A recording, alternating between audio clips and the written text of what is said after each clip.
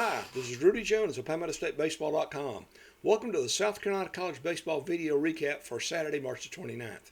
There were 40 games involving state teams played on Saturday, including several that were moved over from Sunday because of weather issues. Let's take a look at the NCAA Division I games.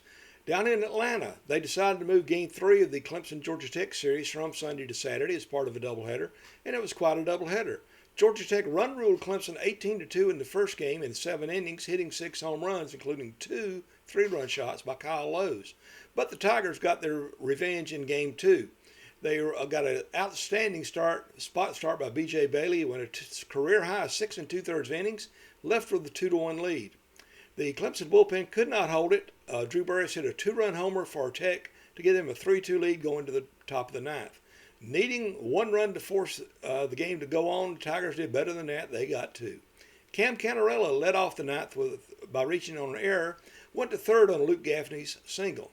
1 out later, Jacob Gerald drew a walk to load the bases, and Colin Priest was hit by a pitch to give the Tigers the tying run in. With 2 outs, Andrew Schifo hit a grounder up the middle. The pitcher's glove floated up just enough to where neither of the infielders could make a play. Infield hit and an RBI for Schifo. The Tigers were up 4-3. In the bottom of the ninth, Reed Garris allows a 1-out walk but strikes out the last 2 batters to get the save.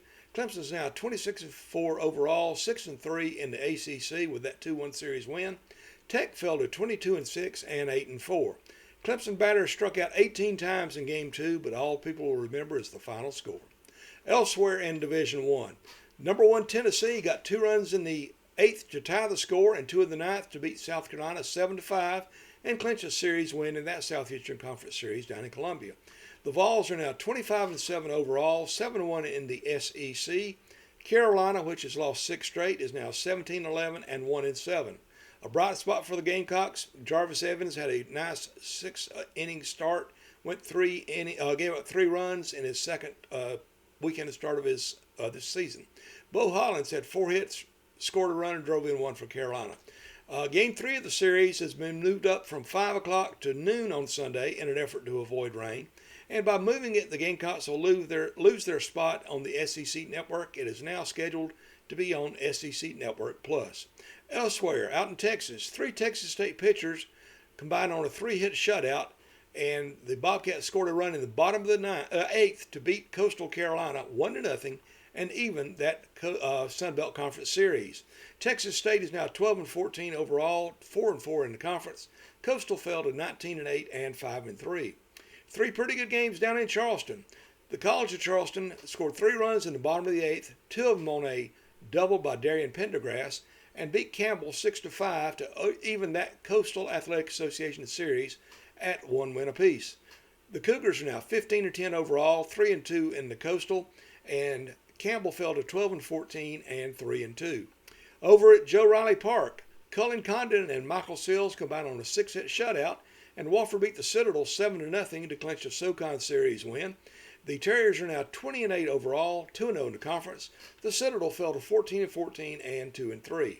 Up the road a piece, in North Charleston, Aiden McCaskey hit 2 of Charleston Southern's 5 home runs, and he drove in 4 runs as the Buccaneers beat Winthrop 16-14 in the Big South.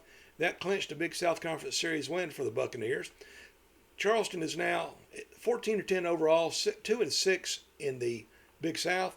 Winthrop fell to 14-14 and 2-3.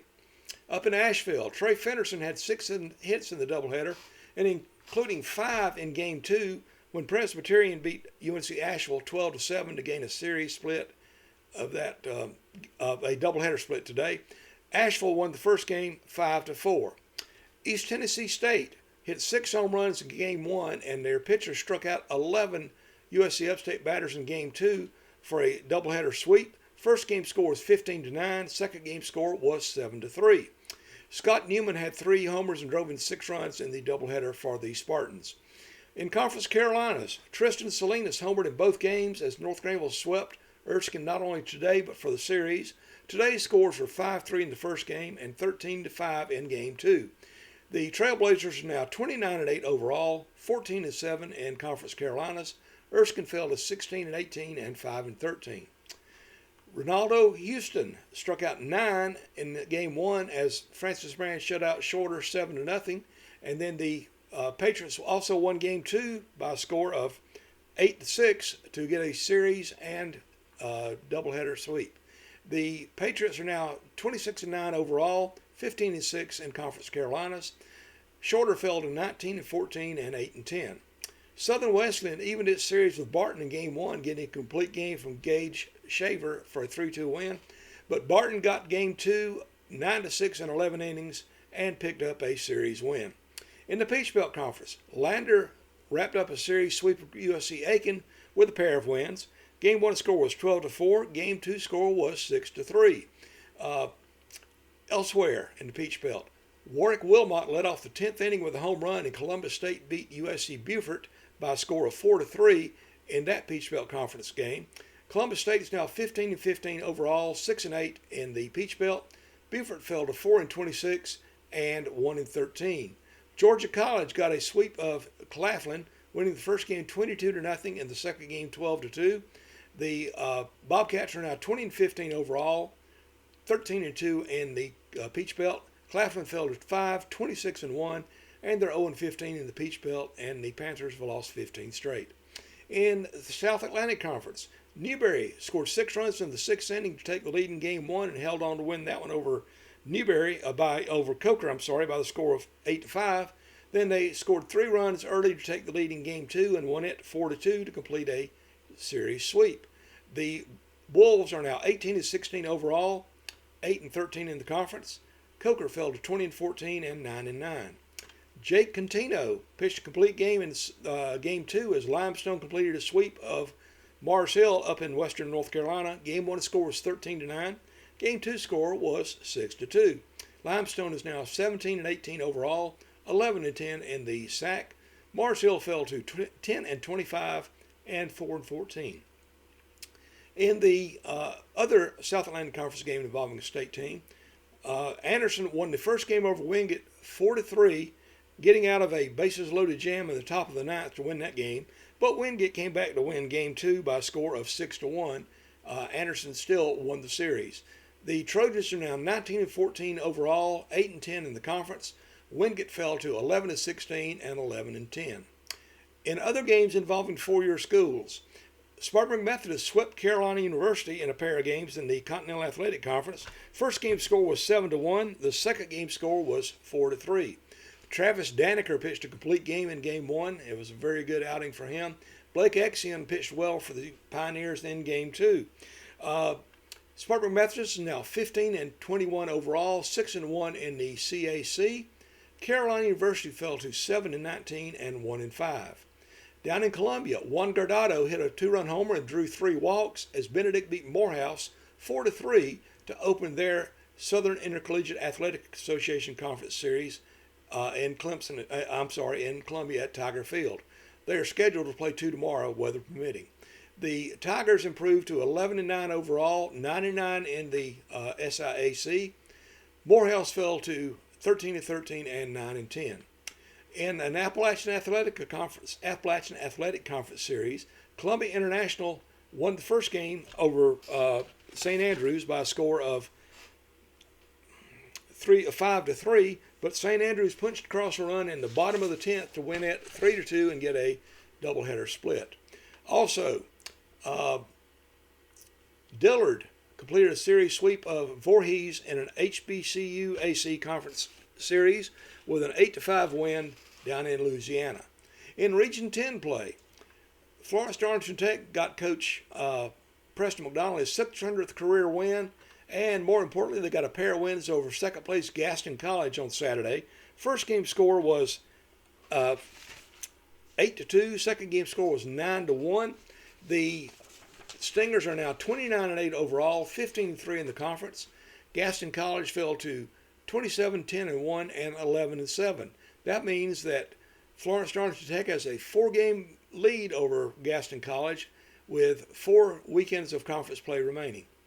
Quinn Gamage doubled in the go-ahead run in Game 1, and Kevin McMeans hit a 3-run homer to deliver a run rule win in Game 2. As USC Sumter swept USC Union, the scores were 6-5 in Game 1 and 12-1 in Game 2. The Fire Ants have won 9 straight games. They're now 19-16 overall, 99 in the conference, or the region, as I should say. Union fell to 22-12 and 8-10. Isaiah Lutz had 5 hits as USC Lancaster beat USC Salkehatchie twice. First game score was 12-4. Second game score was 17-7 in 8 innings.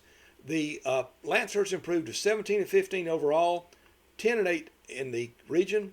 Salkehatchie fell to 1-13 and 1-17. In other ACC games, California beat Louisville 15-10. NC State beat Duke 14-6. North Carolina beat Miami 4-2. Virginia beat Stanford 9-8 in 10 innings. And Virginia Tech beat Wake Forest 11-8.